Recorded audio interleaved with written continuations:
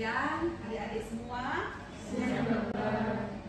Saya pada siang ini akan membawakan kuliah mengenai intensive care unit yang ada di dalam blok emergency dan traumatologi ya.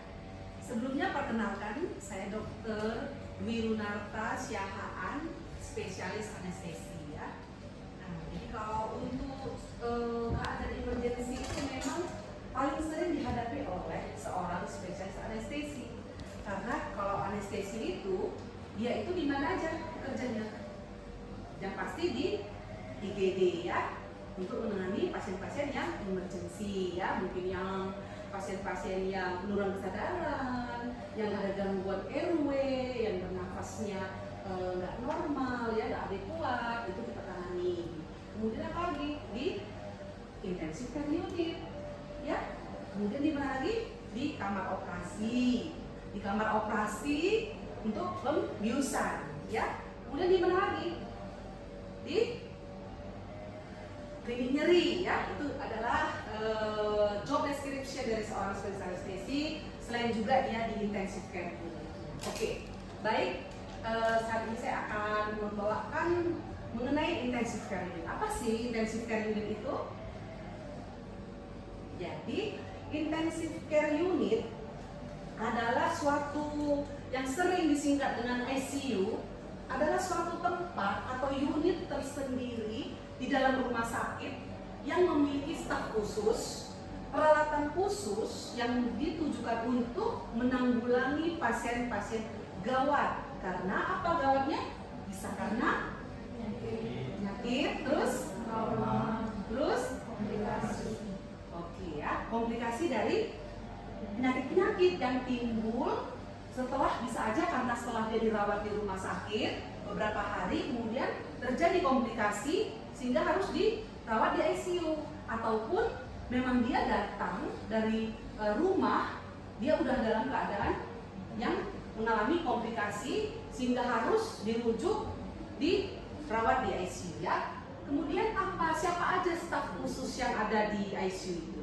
Yang pasti dokter ya. Jadi kalau dokternya ini biasanya adalah dokter anestesi ya, ataupun ada juga dokter umum yang memang dilatih untuk menangani keadaan-keadaan di ICU ya. Kemudian apa lagi? Perawat yang sudah terlatih ya. Perawat yang sudah terlatih atau berpengalaman, jadi mereka harus mendapatkan suatu pelatihan ya. Kemudian apa lagi? Dokter ahli intensivis sebagai kepala ICU. Jadi kalau kepala ICU itu dia bisa idealnya adalah seorang intensivis. Seperti dia konsultan intensivis care.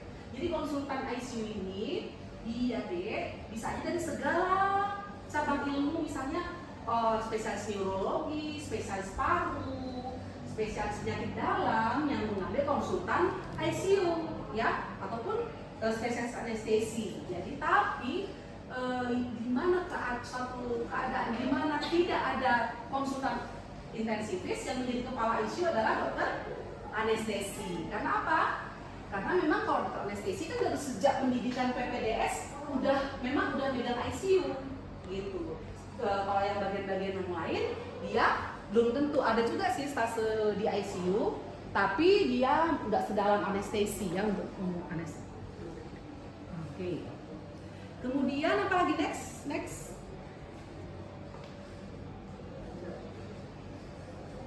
Nah, apa indikasi ICU? Indikasi ICU apa? Coba baca. Apa aja? Maksudnya apa? Pasien-pasien yang bagaimana yang dirawat di ICU adalah pasien yang pasien yang dirawat di ICU adalah pasien dengan gangguan akut yang masih diharapkan untuk reversible atau pulih kembali. Mengingat ICU adalah tempat perawatan yang memerlukan biaya tinggi dilihat dari segi peralatan dan tenaga yang khusus. Ya, jadi yang mendapatkan perawatan adalah yang diharapkan reversible. Artinya apa? Yang kemungkinan dia untuk pulih kembali itu besar. Itulah prioritas utama dari pasien-pasien di ICU. Nanti kita akan bisa lihat ya pada slide berikutnya apa pasien-pasien mana aja yang menjadi prioritas untuk masuk dirawat di ICU. Next, apa itu? Coba baca. Nomor 1 apa? Pasien yang layak di ICU. Pasien yang memerlukan intervensi medis segera oleh tim intensive care. Ya, kemudian nomor 2. Pasien yang memerlukan pengelolaan fungsi sistem organ tubuh secara terkoordinasi dan berkelanjutan sehingga dapat dilakukan pengawasan yang konstan, terus-menerus dan metode titrasi. 3. Pasien sakit kritis yang memerlukan pemantauan kontinu dan tindakan segera untuk mencegah timbulnya dekompensasi fisiologis. Ya, coba next slide. Nah, apa aja yang bisa kita lakukan selama pasien di ICU? Kemampuan apa yang didapatkan? Inilah yang membedakan ICU dengan ruangan biasa ataupun bangsal, ward. Inilah keistimewaannya. Apa aja yang bisa kita lakukan? Coba. Yang pertama itu resusitasi jantung paru. Iya, jadi sebenarnya di ruangan bangsal pun ada juga ya kemampuan untuk jantung paru, tapi apalagi di ICU udah paling harus bisa ya. Lagi deh, apalagi yang bisa lakukan di ICU? Pengelolaan jalan nafas termasuk intubasi trakeal dan penggunaan Nah, ini dia. Di ruangan biasa tidak ada ventilator.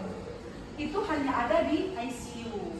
Pasien yang mana yang memerlukan ventilator? Ya pasti pasien yang membutuhkan bantuan nafas, support nafas ya. Makanya dia harus dirawat menggunakan ventilator. Jadi sebelum masuk ventilator, pasien kan harus diintubasi dulu. Ya udah ada pelatihan intubasi. Nah setelah intubasi dia kita pasang ETT, baru dikonekkan dengan ventilator. Itulah yang bisa kita dapatkan ya perawatan di ICU. Apalagi terapi oksigen di ruangan juga bisa ya. Tapi kalau di ICU kan dia terapi oksigen kan banyak ya tingkatan-tingkatannya.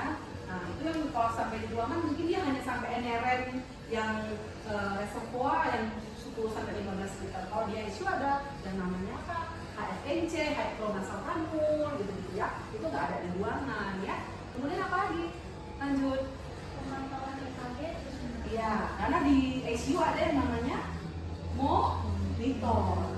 Nah, di monitor itu ada EKG. Nah, di ruangan nggak ada monitor. Makanya pasien-pasien kritis yang harus dipantau EKG-nya kita rawat di ICU ya. Next, apalagi yang kita perlukan di ICU? pemasangan alat jantung dalam keadaan normal.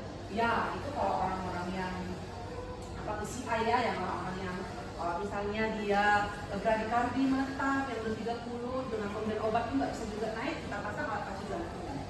Kemudian ini lagi next, apa lagi? Enteral dan parenteral. Iya, jadi kalau pasien-pasien yang puasa, pasien-pasien yang post-op laparotomi yang harus puasa, kan apanya nutrisinya dari mana? Parenteral. Parenteral artinya apa? Di luar dari enteral, di luar dari saluran cerna. Jadi dia melalui IV, intravena. Jadi pemberian nutrisi dari intravena itu kan harus dipantau, ya. Itu kita lakukan di ICU. Apalagi Pemeriksaan laboratorium khusus dengan cepat dan menyeluruh. ya, kalau di ICU yang bagus itu alat darah rutin, cek akda, cek elektrolit itu udah langsung ada di situ. Di laboratorium itu udah khusus untuk ICU. Jadi kalau kita mau periksa akda dalam tempo 5-10 menit langsung keluar. Gitu ya. Beda kalau pasien di ruangan, dia kan harus ke laboratorium. Mungkin pun nanti hasilnya entah 6 jam lagi baru keluar. Itu makanya keistimewaan dari si ICU ini. Apalagi yang diharapkan dari perawatan di ICU? Pemakaian pompa infus atau semprit untuk terapi secara titrasi. Nah, itu namanya kalau misalnya ada obat yang harus kontinus diberikan pada pasien. Misalnya dia kan pakai siring pump namanya ya. Obat apa? Obat-obat vasomotor. Misalnya untuk pasien-pasien shock. Kan kita harus berikan apa? Norepinephrine. Itu kan diberikan harus dengan siring pump. Nah, itu harus pemberiannya dititrasi. Dititrasi disesuaikan dengan keadaan pasien. Misalnya kalau tensinya turun, kita naikkan dosisnya. Nanti kalau tensinya udah naik, kita turunkan dosisnya. Jadi itu harus dipantau di ICU ya. Gitu. Apalagi? Next. Kemampuan melakukan teknik khusus sesuai dengan keadaan pasien. Iya, teknik khusus baik intubasi, baik misalnya kita pasang CPC, ya, yang harus kita lakukan di ICU. memberikan bantuan fungsi vital dengan alat-alat portabel selama transportasi pasien gawat. Iya, bantuan fungsi vital alat portable selama transportasi pasien gawat. Ya. Oke. Pastikan seluruh mulut. Face mask, jadi gini, cara memegang face mask, C clamp. Apa artinya C clamp? Ibu jari dan dari telunjuk membentuk huruf C, di tiga lagi itu mana? Memegang dagu. Ingat ya, kalau melakukan face mask, ini tiga jari di dagu.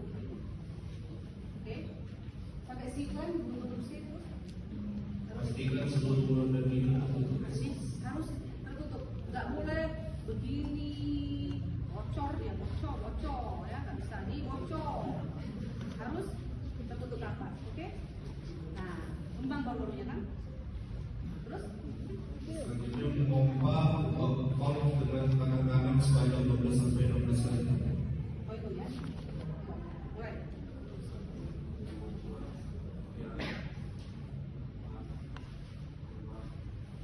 Ini preoksigenasi ya.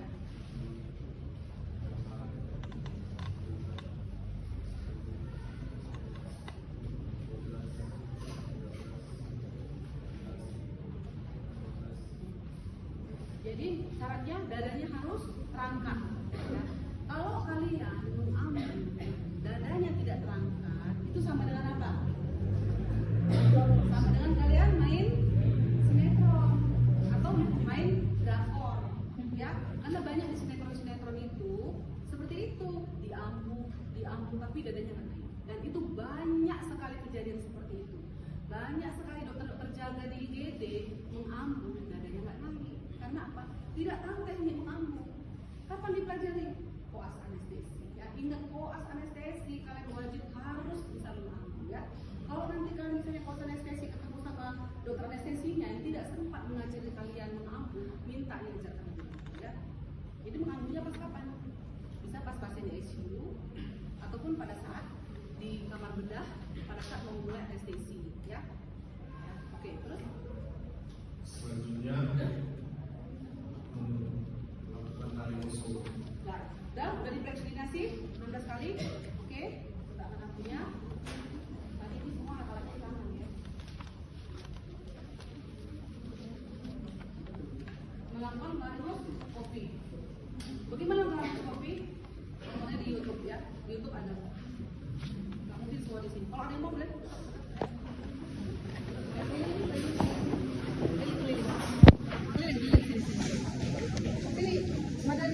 Video aja bukan.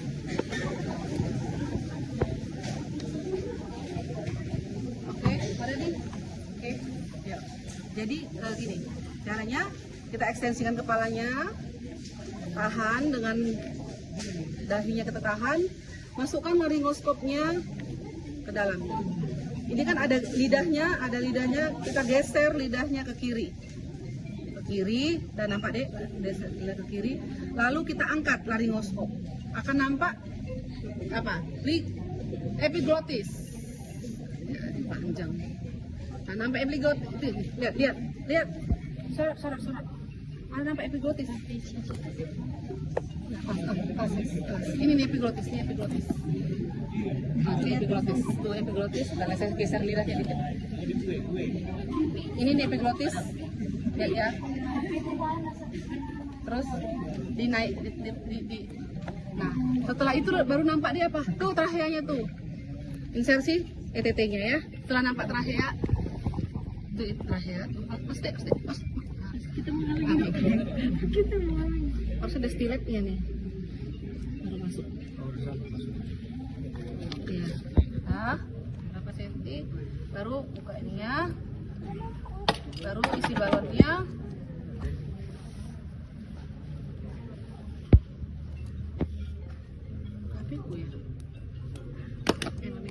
Nah, habis itu hubungkan dengan amputasi.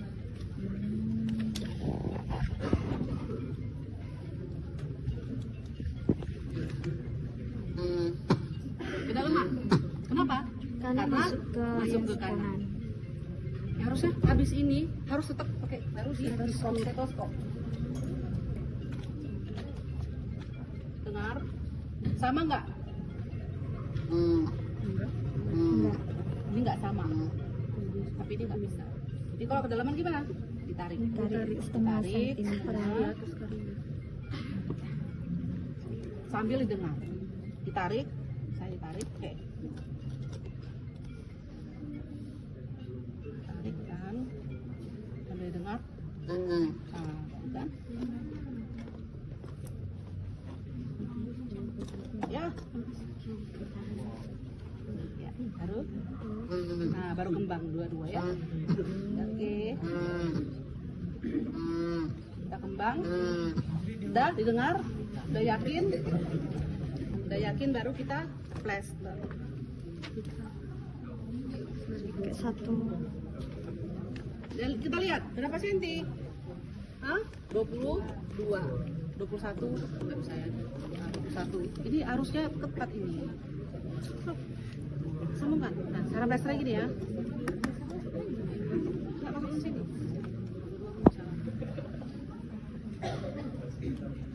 Ya, flashernya nggak. Harusnya pakai Hipapix. Pakai Hipapix baru dia bisa.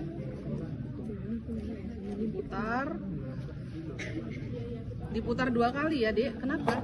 Untuk memfiksasinya ya. 2 kali diputar, baru diginiin. Baru balas. Ini dari bawah, tadi dari dagu atas, dari atas, sekarang dari bawah. Tadi arahnya begini, sekarang kita lawan.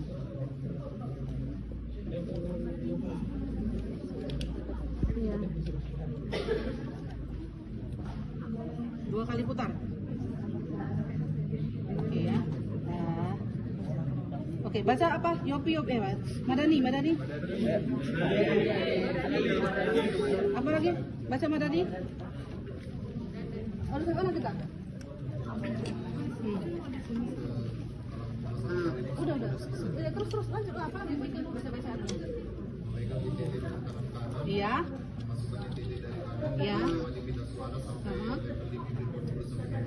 Nah, terus udah lewat terus. Iya, udah. Ya, mandrinya harus tadi kan ada stilet tadi, udah masuk ETT-nya, dicabut keluar stiletnya. Terus udah, terus selanjutnya menghubungkan ETT dengan ambung. Ya, oke, terus ya, terus 12 sampai 16 kali per menit. Jadi nggak boleh kecepatan, nggak boleh kelambatan. Ya. Jadi bagaimana mengetahuinya? Ya lihat aja kamu bernapas. Coba. Stop dulu nafas semua. Kita serentak tarik nafas ya. 1, 2, 3. Tarik nafas.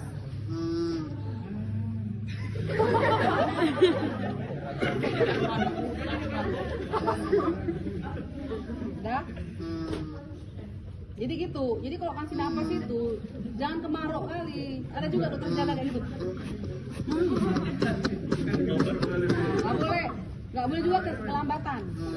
Dia menjadi apa? Hiperkarbi. Jadi berikan frekuensi 12 sampai 16 kali per menit. Ikutin aja gimana kita bernapas, ya. Oke, terus tadi baca tadi.